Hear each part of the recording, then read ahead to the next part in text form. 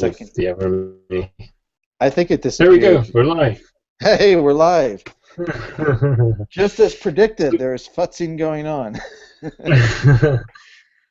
so we're late, folks. Hangouts. Sorry, we're um, late. so,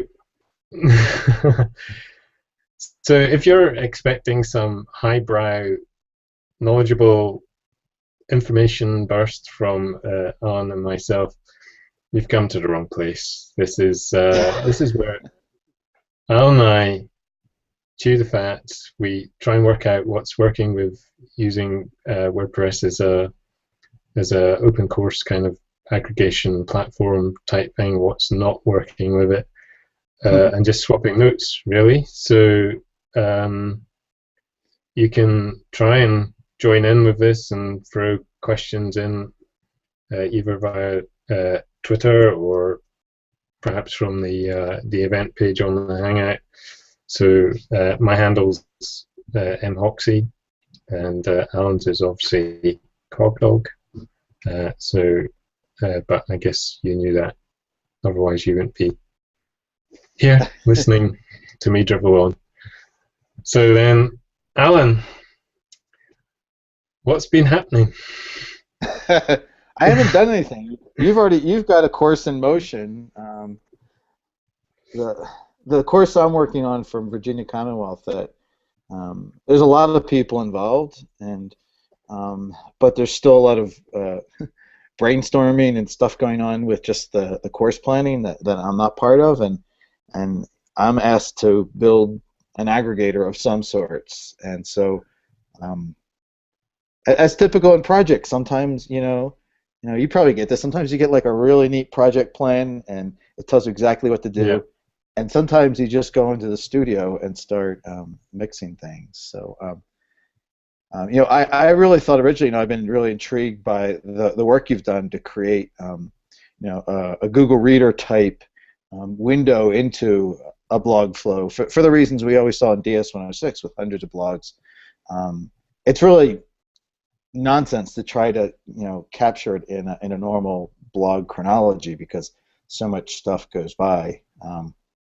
And so I'm very attractive because I like the reader environment, but I sort of forgot that that's not everybody's tendency, and so there is a real desire to have kind of more of a visual, that would take advantage of media coming in the feeds.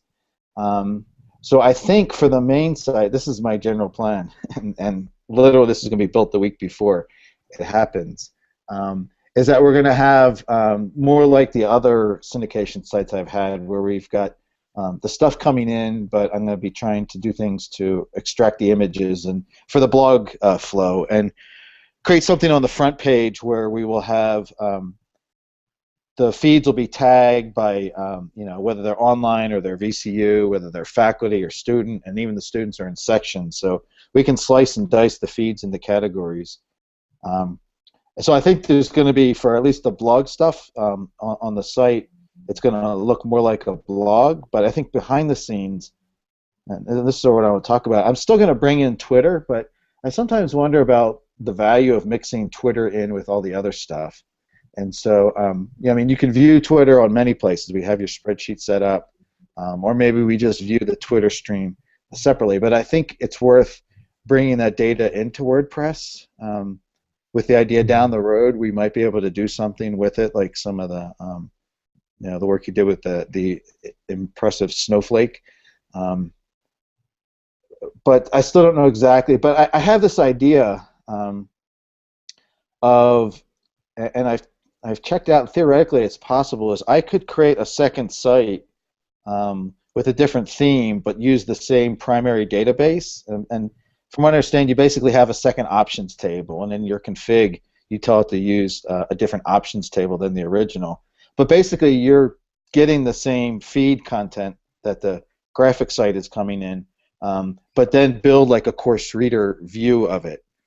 And then also there was kind of a non-desire, because the nature of the course is all about kind of using the internet, the open web, as sort of like an inquiry space, and that the stuff lives in the web, and so the idea of having people do their communication inside of the BuddyPress box was something we weren't really sure we wanted to make people come back inside sort of not a closed space, but a fixed space where we want them to deal with the complexity and the chaos of the internet. And so we want them to sort of, figure out the places, because there won't always be a course site to do their sort of communication. And it's really different because, for what you're doing, you're really building that as a community, and it makes a lot of sense, and it looks like it's really active. So, this kind of, originally Jim and I talked about the idea about having a reader that, could be more like the Tumblr flow, where it's really dominated by the media, as opposed to the way that I like to scan just to get a sense about what's going on. And all this is conceptual because I haven't built a damn thing. I love the idea of having different views on the same stuff, so that it gives that option for personalization. Someone might like the reader view, someone might like the media rich view, and to be able to do that, I think, is a really interesting idea to explore. And I spotted that Martha was doing some stuff with, like calendar views. So she had basically the aggregation, but she was doing interesting stuff in terms of trying to mix the calendar with some, the featured image from the blog as well. And I thought that was, I think, as well, it's dependent on the type of course that you're doing. So I think for media-rich courses, then it completely makes sense to go down that route. We're doing Octel, which is it's technology-enhanced learning. So just from recollection, there isn't a huge amount of media being used, and it's graphs and the quadrants and things like that. So probably not as nice to do that. But it was something that we were talking about a couple of weeks ago, about trying to have different kind of data views on this as well, which is something we haven't really done yet. But something that's included in the reader we've got in Octel is it is linking to Google Analytics, so it is event tracking stuff. So we're getting some data out of that. What's been quite interesting this time? How is the? I mean, it's just by running analytics on the site itself, or? No, it's actually the reader has a couple of lines of JavaScript in it, and so with Google Analytics, usually you're just tracking page views, so you just put the tracking code, and Google Analytics will record that data. Right. Now, kind of the old school way of doing other stuff was just event tracking, so that was a bit of JavaScript which would actually record some of the actions, and you could specify what this was. So you could do it. A common use case was for downloading documents. So when someone clicked on a download document link, it would event track that. And so within the reader, it's got two events that it tracks. So it tracks when the readers, when you just get the headline. So when you click on the headline and get the full story, it tracks that event. So we know what's been read, and it also tracks the favorite icon. So again, we know when things are being favorited, and so you could, if you were wanting to provide a kind of a summary of what people are reading and favoriting. You could get the data out from Google Analytics and do that. I have to say that the actual stats are quite low. We spent time developing the reader, but certainly last year, I haven't. This is one of the challenges. We're collecting the data, but we're not actually using it properly. So it's like oil. It's oil. Yeah, I'm letting all this oil just run. Yeah. We're creating a slick somewhere. So my impression is that the usage isn't that high, but we've got something competing with the reader. We've got a daily newsletter, and as part of that, it's doing something similar to the reader but slightly different. It's got the headline and an excerpt from the post, and the link we don't actually track because it goes back to the source. Right. So one of the things I was thinking was, well, if we proxied the link back through the site, we'd be able to track it. But that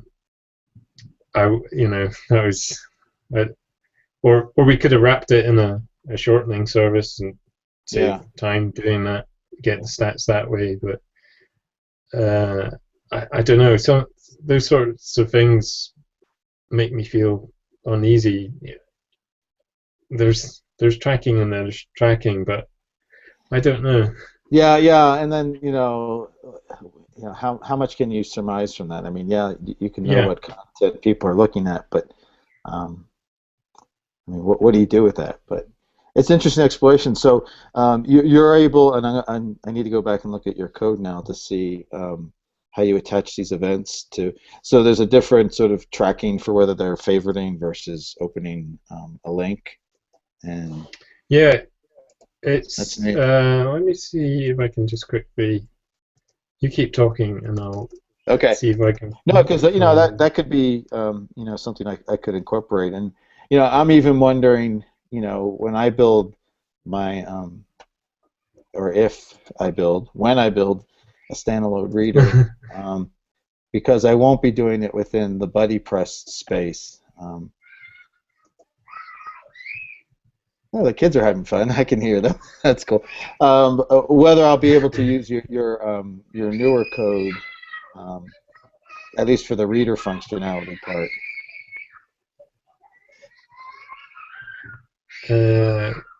Let me. So, I can't. Let me something. Yeah. I love the sound of kids in the background. They were on a school tour today, and we thought they'd come back tired. They'd be exhausted, but no, you can't tire kids. So everyone's going to be frustrated at home as I share a link to you in the chat window.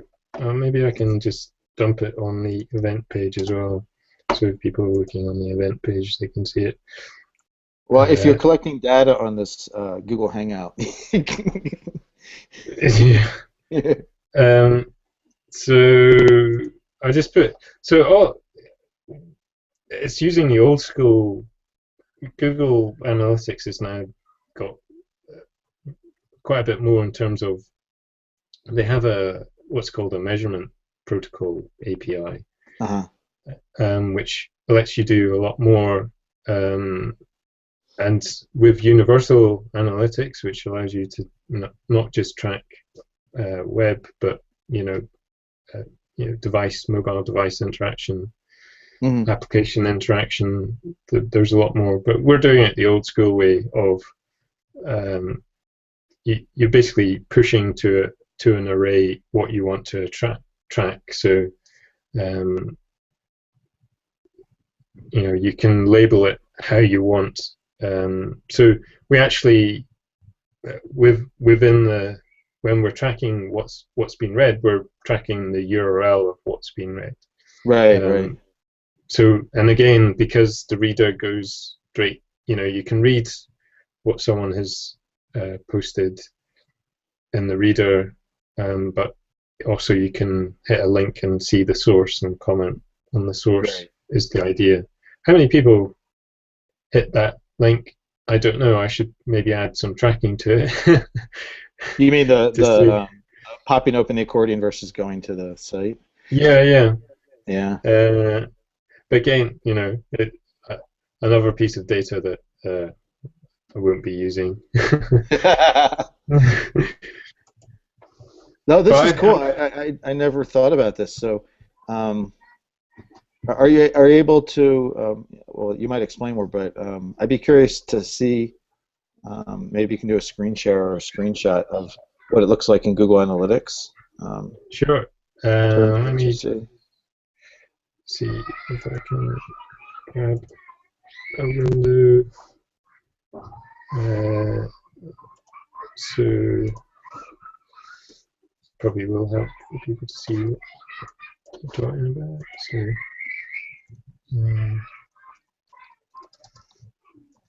So you could almost attach this to almost any action that you can. Yeah, you could. As well, I've seen examples of. You can basically, if you've got, a JavaScript snippet that you're using, on every page, Right. You can basically add into the jQuery what so you know how in jQuery you can attach an action to every link or every link with a certain class. Well, you can actually do that with the analytics tracking. Is say, well, every link like this is how we're going to track it. So there's a lot of scope for other stuff. I'm actually interested to see what sort of stats we're getting on. Maybe it's more impressive than. Notice I'm not sharing the screen until I see it first. I'm reading your face for the reaction. Okay, so let me share the screen. What's this one? So let's try this. So in the Google Analytics, we scroll all the way down to behaviors, and so it's in the event, so it gets put into it's filtered out.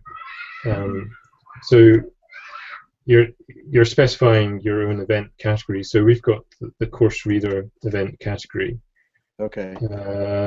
Let me just go back. And so we've got actions, so we've got read and favorite. So we've had... That's really good. A lot of reads and not many favorites. So on Google Analytics, I can put a secondary dimension of the event label. So we can actually, so what this is, the label is the URL that we pushed with the read. Oh look, I'm top. Ironically, the post is Learning Analytics and Education, a Data Dogma. That's so ironic. So part of this is about if you're surfacing this data to the top, then are you just creating some sort of cycle of you're highlighting the things that are most read and they get more read. But because we're pulling other things into the course reader, so we've got tweets, we've got Google Plus stuff. So we're seeing how many click-throughs we're getting for that. We should also be getting. I wonder where the. So there was, because I mentioned the newsletter. Let me see if I can see where. Because I thought that would be in the event tracking, but it must be tracking the newsletter somewhere else. So it might be a campaign actually. Yeah. So these are all the. so the newsletter is generated with MailPress, Okay. and for each there's an option within MailPress to use a Google Analytics tracking add-on. So what that does is when it publishes the newsletter, it wraps the URL with Right. a campaign. Yeah. So we'll be able to dig into that. So again, it's been a while since I looked at this. I can remember. Let's go back one. I think we should be able to get some sort of can.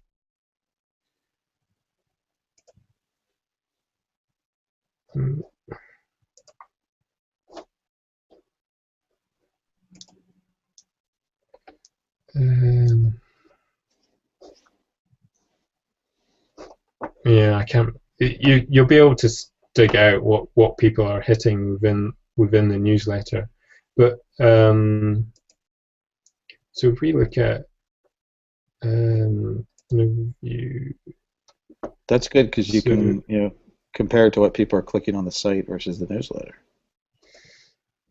So there was somewhere where this would show me how. Yeah, you can dig into, there must be a graph somewhere. Maybe I put it on the dashboard about how many were actually how many were. Hey, Martin, we have a question from the studio audience. Oh God. Simon, is that on the event page? No, on Twitter. Read it out to me. I'll never read it. Yeah, it's one we're going to really dig into. What about Google Classroom? Do you think that has the potential to become a potential open classroom?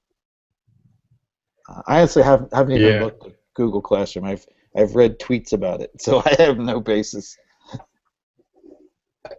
I've only I think there's a lot of speculation about Google Classroom in terms of what will it do.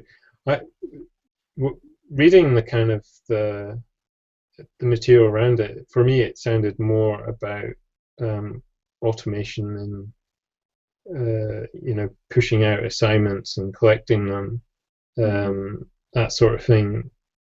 The big question mark for me is how much of Google Classroom will be accessible to developers by APIs or other ways to customize it as they want.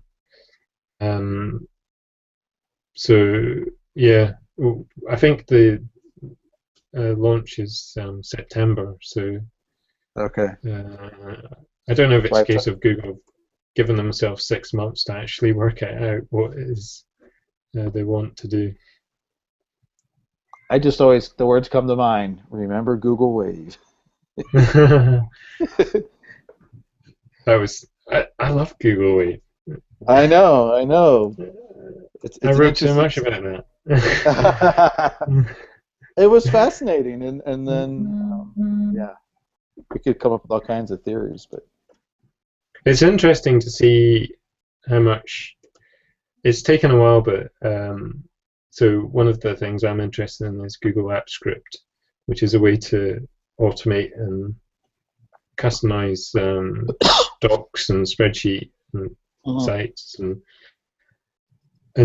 one of the things that really fascinated me with Google Wave was the way that you could get robots to interact with a wave, and so they could basically be like another participant, and we're starting to see that come back now.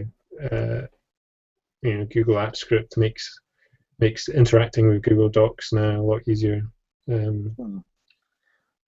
A whole space I haven't even touched yet, but I know, in theory, you can really expand a lot what you can do in terms of Google Forms beyond what they give you, and so yeah, I mean that seems like a more kind of space where I know that you operate is that being able to get inside the system a little bit more to make it do things, take an ordinary spreadsheet and turn it into a Twitter tag analytics tool is, you know. I mean, to me, those are the kind of tools I like. That they're kind of they become a platform rather than an end.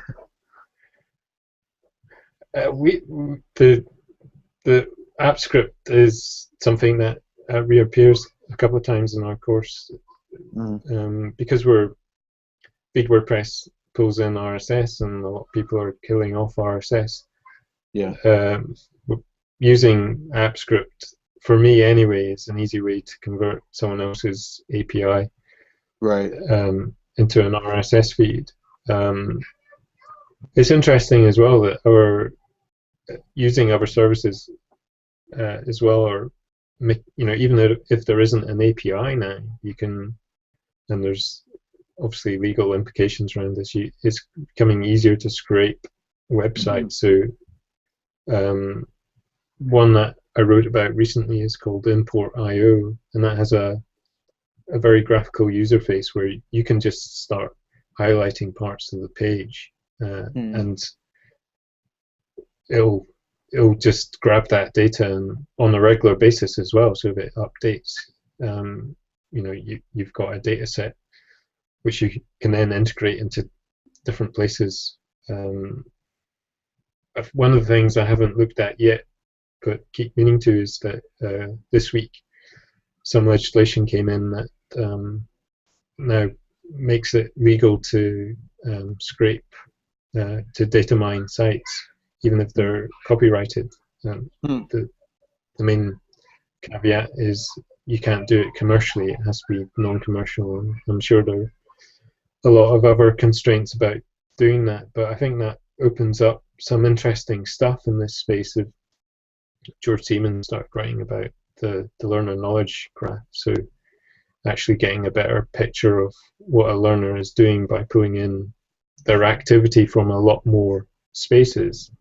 And if we can legally go off and start scraping sites, collecting that information, you could potentially make a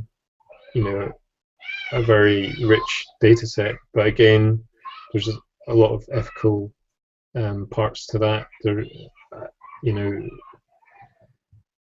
There's a lot of practical parts to that as well, of having infrastructure to do that. I think it's one thing to fire up feed WordPress and have 1,000 people off doing stuff, but scaling that up, I think, has implications.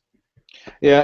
I mean, because it's not the same, but ideally, I mean, the way we run it, people say, "I want my feed content to be in your system," rather than the system going out and grabbing it. Was that a decision in the UK or elsewhere, or?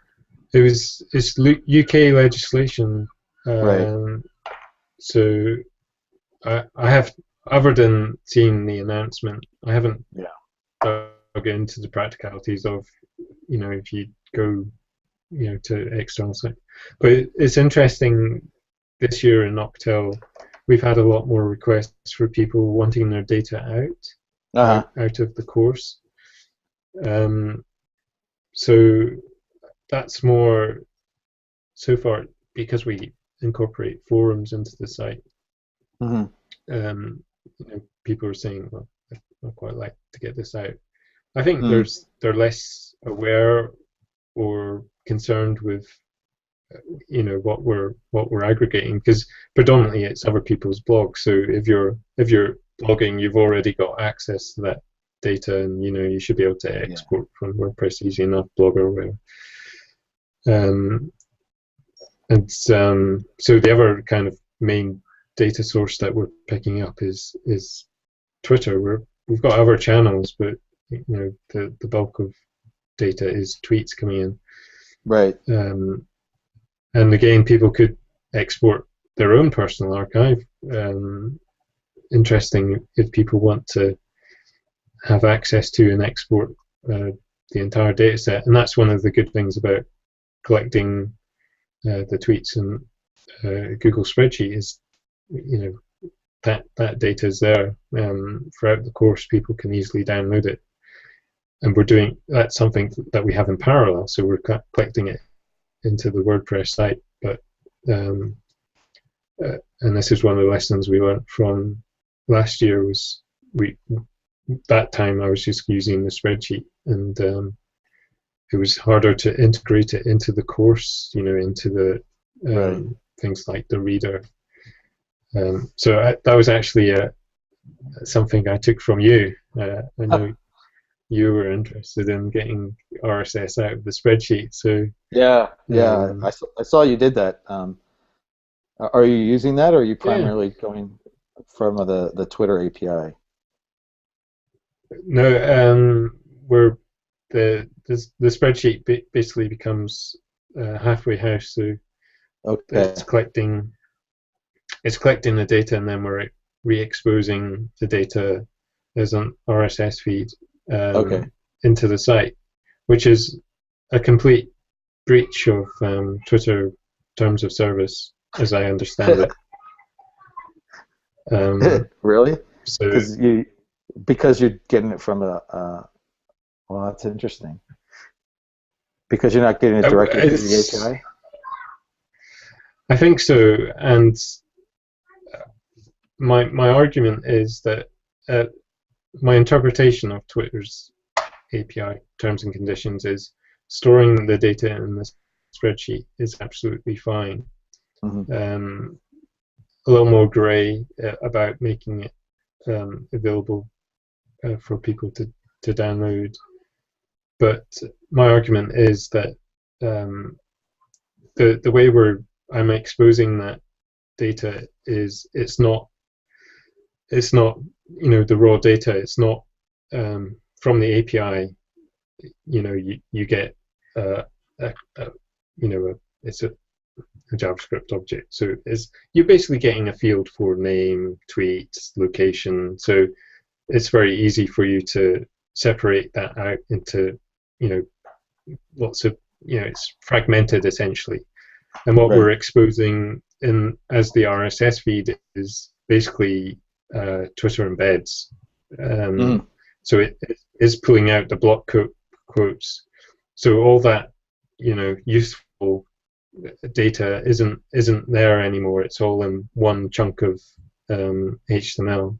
So that's coming into the site, and when we're rendering it with Twitter's embed code. So it comes in as a block quote, and then Twitter do their magic with their little bit of script, and it rewrites it, makes it, adds the buttons, contextualizes it. So that's my argument for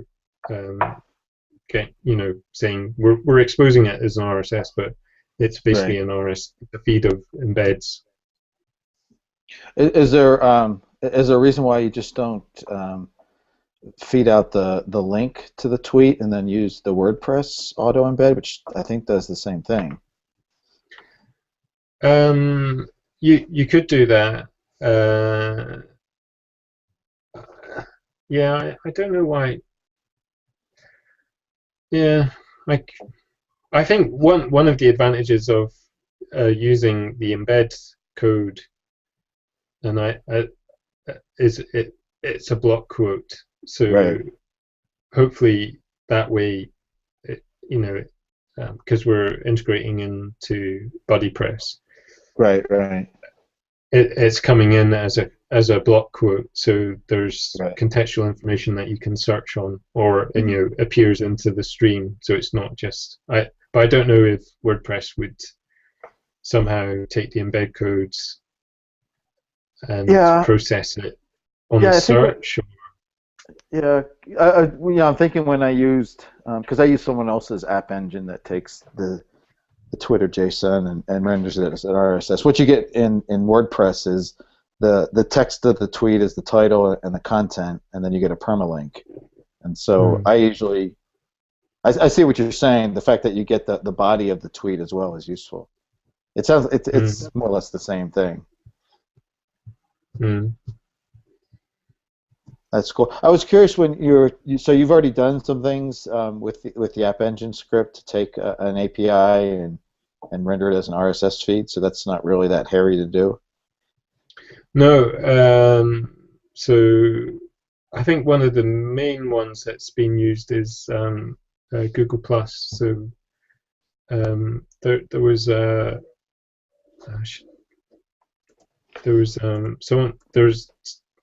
one of the Googlers. He developed a little script called Feed Plus. So if you go into the Chrome store and you search for Feed Plus, feed with the plus sign, it runs as a Chrome application, so a bit like TweetDeck as an application in Chrome, and you can basically specify a search term, and then it will generate an RSS feed. So I haven't looked too closely at the Google Plus API, so I don't know how. Because we've got an Octel community, because it's quite a unique name, it seems to pick out posts from the Octel community, just using the Octel as a search term. Oh, okay. It's almost like a hashtag then. Yeah, I think so. Because there are no feeds for communities. There's no feeds Google Plus end of, so you can also that's the main one we use, but I think that Feed Plus can also pull out a person's activity feed. So whether or not if you're wanting the entire course, you could pull out everything they were saying on Google Plus. Perhaps these natural filters are actually a good thing. It's a little less data. Yeah. So I mean, how is the honestly, I glance at the newsletters. I haven't spent much time to see what's going on in Octel. How's the level of activity in there? It's the usual sort of drop off, but there's a really enthusiastic core there, and Dave Cormier, I think he was saying that you just never know with who will turn up to the course, what kind of dynamic it will have. So I think there's a really strong kind of core there of people doing stuff. Something that's really noticeable this year, and I don't know if it's just my mind playing tricks on it, seems to be a lot more people posting blogs. But I don't know if it's because we've addressed the registration of blogs more up front. So in a lot of the introduction documentation and help, we're saying to people, go to the profile, register your blog if you've got one. If you log in to the reader, I think it will prompt you to do that as well. You get a badge for it as well. So I don't know if that's kind of just meant that we have more feeds. So we're over 200 blog posts from the course, which cool. And there's been quite a few people actually creating blogs as well. So that's an area we actually focused on, was supporting the people who had just created a blog. So because we have a blog role, we were just pulling that out into a spreadsheet and looking at how many posts they've got from their feed, and look at how many comments they've got, and if it's low, then we target that as a blog that the tutors should go off and have a look at. But I was mentioning badges there, and that's actually another feature that has had a lot of nice side effects. The main one is that I think one of the we design a course where we want people to go off into their own spaces and do stuff, and then it becomes very hard for us to then actually discover where people are doing things sometimes, and direct people to it or provide comment and feedback. And because we're providing badges where we're saying submit a link to something and we'll have a look at it and then we'll award you a badge, it gives us basically a list of things to go and look at as tutors, which I think it wasn't something we had in mind when we were doing it. It was very much kind of a bit like you. It's like the week before, it's like, oh, we can actually do badges. Let's do badges. And so it's had a nice side effect. And the other thing we do with badges is there's an option to actually let people see who's been awarded the badge. So it gives people a sense of who's active in the course right now. And are you doing all the reviewing of the badge submissions yourself? Initially I was, and then I realized that this was a good gateway for the tutors. Within Octel we have a tutor team, so each week has a different lead tutor, and then we have support tutors as well. Okay. And so recently I was doing all this, and I was picking out one or two to say, could someone go and have a look at this? But now I've given and handed it over, so the tutors are responsible for that flow. So, and I think that works a lot better. I like that.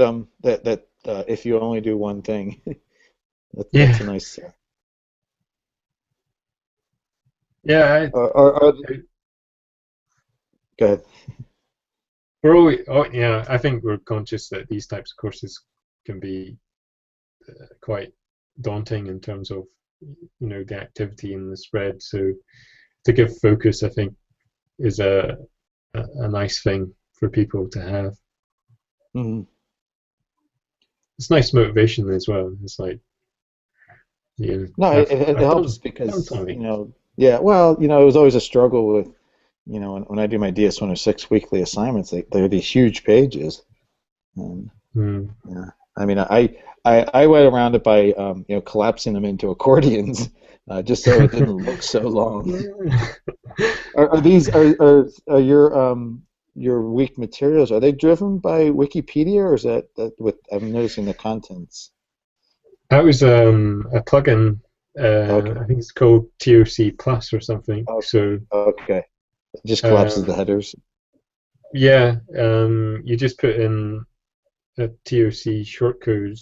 Right. Page, and that's been really handy for not just the activities, but for help pages and everywhere. So my only gripe is that it doesn't have a back to top link. So you can go down, but then you have to scroll yourself back up again, or back arrow.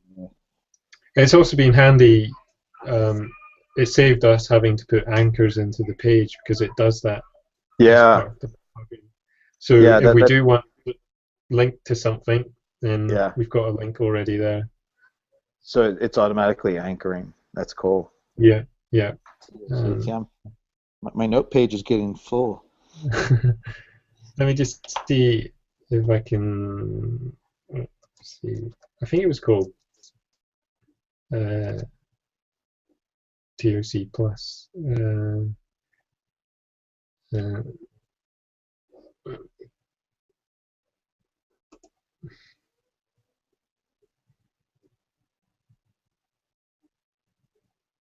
I've been a lot more restrained about the plugins we use this year. The list is still long, but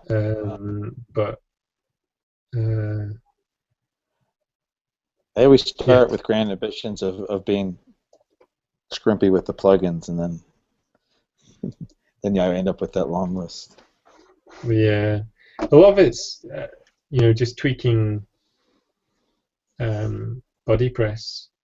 In fact, it's mainly BB press, so that's the forum stuff. Right. So I think if we killed it, if we if we just were satisfied with out the box, I think Right. we'd have a lot. So it's called Table of Contents Plus. Okay. Table contents. I like that. What are you? Looking at your the things you're feeding. How are you bringing in Digo? Are you searching on Octal? Do you have a group? Because they don't have a universal feed for a tag. That was one that I think I made a Google app script for that, but I think the issue was I think there's a general problem with the data in Digo not being that good. So it's hitting their API for the tag, but Right. it seems to be a bit hit and miss about what comes out of it. Let me just check, because I could be talking a load of rubbish. No, I mean we've been talking. Script. Yeah, we've been talking about. I think. Sorry, go on. Oh no, I mean there's a general sense of like not a lot of trust for Delicious.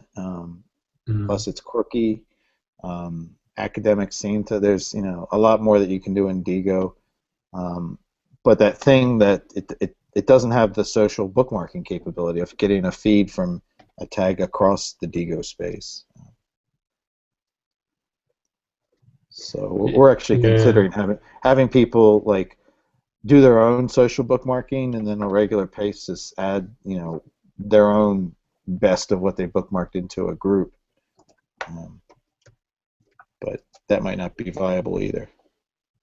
There was this might have wilted a bit, so I've just put in chat. Yeah. Okay.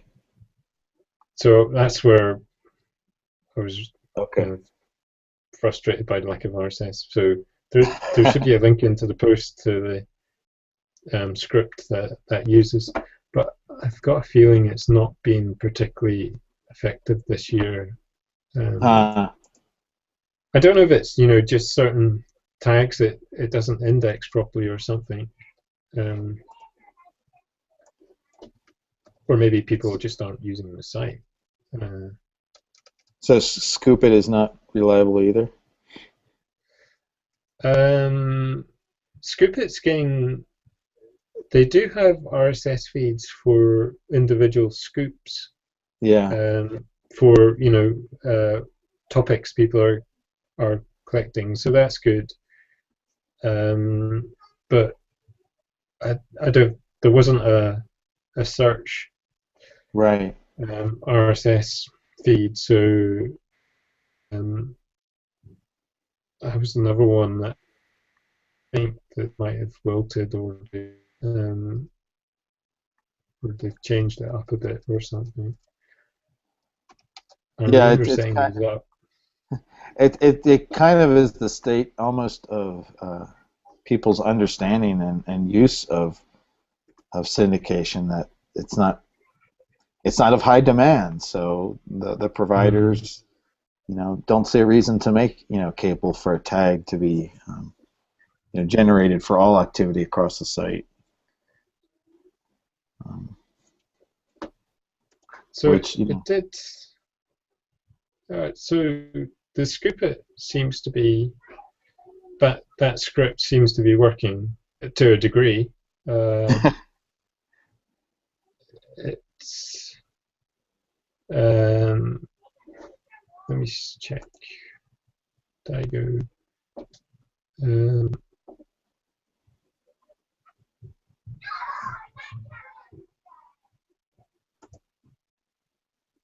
Yeah, I don't think Digo's working, but the test is to go to the site and see if it's actually going. Right.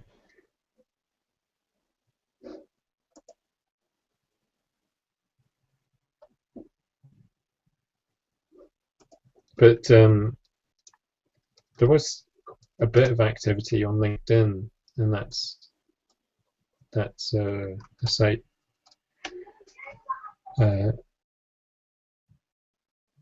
Yeah. So when I hit Digo with Octel, all it comes back is with a post Stephen Downs wrote about advice to Octel from last year. You want to syndicate that in?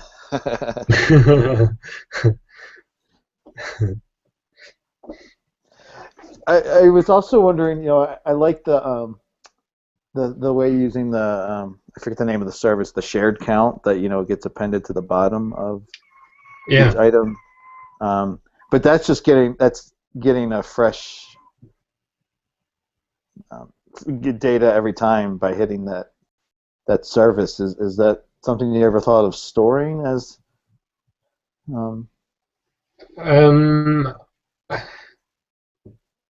I haven't.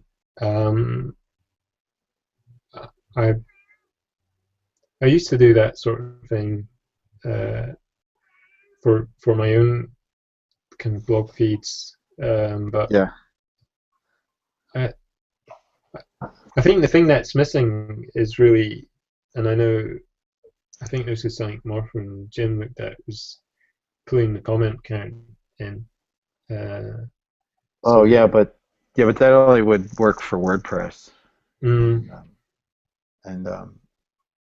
I ended up taking it out because every loop you're going and hitting each blog for a new feed, and so it really drags down the performance. Because if you're on a standard page, you're if you're going to have 10 blog posts displayed, every one when you're running through that loop, it's going out and getting the feed and the comment count and parsing it. So there's a lot of transactions going on. You can do all that in the browser, though. So with the shared count, it's just doing an AJAX call. That's true. That's true. Yeah. So it's not impacting the load time. So when someone opens up the accordion, the data might not be back. That's the issue we have. But usually it's quick enough that the information's there. So I was thinking something similar for the comments as well. To once the page is loaded, just to go off and fetch these bits and just pull it back in. Yeah, I mean, there's probably some way you could cache it too, so it maybe it would only do the fetch. It's one of those things, like I just said, it might be neat to do that, and then it depends whether you're really motivated to sit down and figure it out, and then is there value? I mean, it is valuable to see the number of comments, but again, it only works if it's hitting a WordPress blog to get a comment count. The comments are just messy. Yeah, that's something kind of at the back of my mind. A guy, I don't know if you've followed some of the stuff Gordon Lockhart has been doing, where he's been pulling back the comments, but I think he's got Python scripts and things running.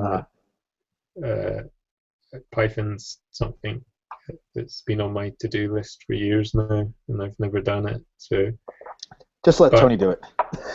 Yeah. But I imagine whatever he's done in Python could translate into PHP. He'll just be similar to what feed WordPress is doing. He'll be going off to the site or the feed, wherever, and getting something back, being in the database, I guess, or something. But yeah. And then, of course, you'll find that some blogs just automatically approve a whole bunch of spam comments. So I saw a Time Magazine article, and I went down to the bottom. It's like 150 comments, and I was like, "This might be some interesting discussion." And it was all spam. It's like, is anybody even moderating this? Yeah, it's one of the things for us as well is so we had this list of blogs that we'd pay more attention to and comment on, and so we kept a note of which ones we were commenting on, and the Right. comments were never published. So I don't know if people took great offense to us coming along and saying, good work, well done, have you thought about this, or or if there's a literacy thing there about these people are setting up blogs for the first time, maybe they haven't got their heads around approving comment, or maybe Akismet just thought it was spam. Yeah. That's what happens when you're so prolific on the internet that you get considered as spam. those canned responses to start caught by Akismet. That's cool. Well, I got a lot of things out of this, so I got some stuff to throw. I really appreciate the thing about Google Analytics. I hadn't even considered that as a potential, and that's got some possible. I think we're going to try to collect stuff, and who knows? Like we've been talking about this whole data problem. Who knows if we'll ever do anything with it? Yeah. But it sort of seems like, well, if we can grab something, maybe down the line we'll be able to do something. And it's always been kind of interesting that there's not really anything I've seen that lets you get at creating like public data from WordPress. I mean, you can do all kinds of things which give you stats on the admin side, but I haven't seen. It's been a while since I looked of any ways to be able to make that public. You can do it if you're using the Jetpack stats. Yeah. You can actually. Tony wrote about this, and then he basically, it's quite easy, and I think I did a follow-up where maybe I missed that then. It was a long time ago, so you're forgiven. You're also forgiven for filtering out any post that starts with spreadsheet.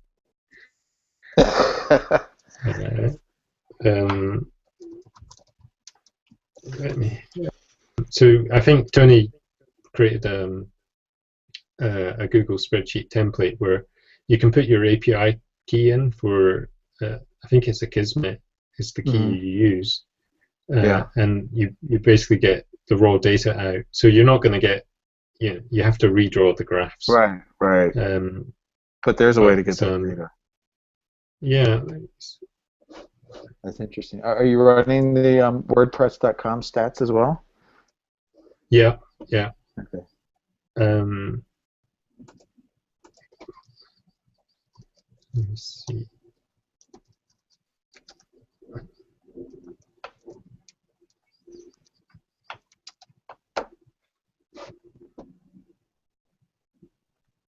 But we haven't been sharing those. Might be better just to get.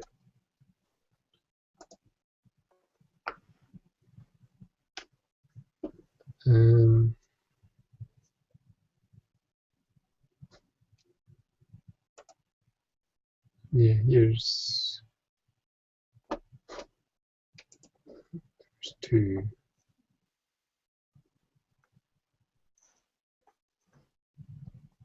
Yeah, here's Tony's. Cool.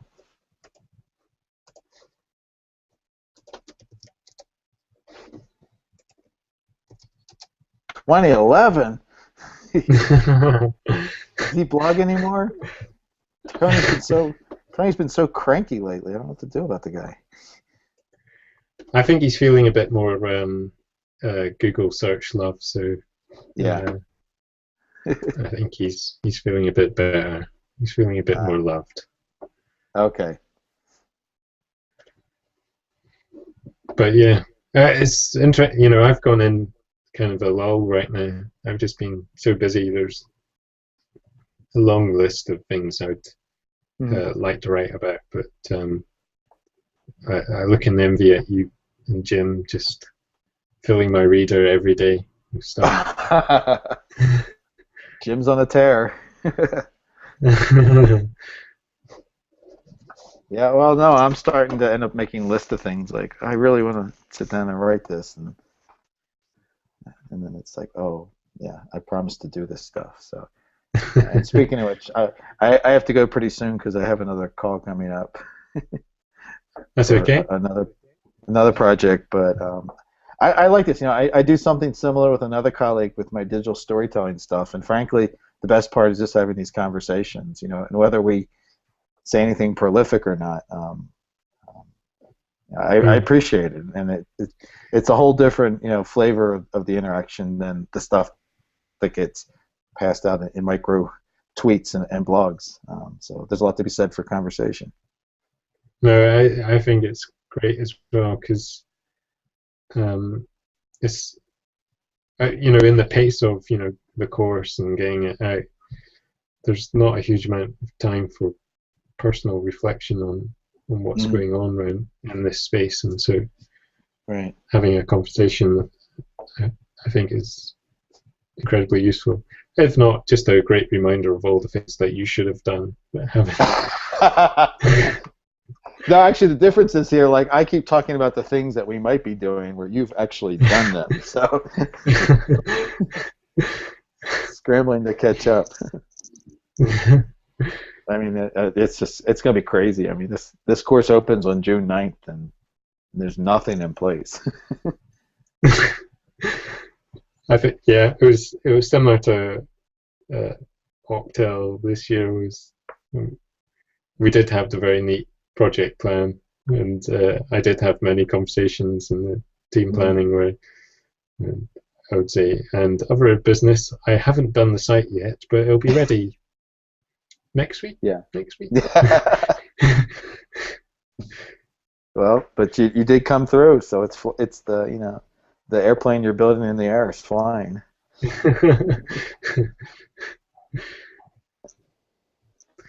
So same time next week, maybe. Have I? Well, I'm going to be at a conference in New York, but I think the following week would work. I'll actually be in Richmond working on this site, so I might be a good time. I probably should have something to show. If I don't, the plane is going down in flames. Sounds good. All right. Have a good weekend, Martin.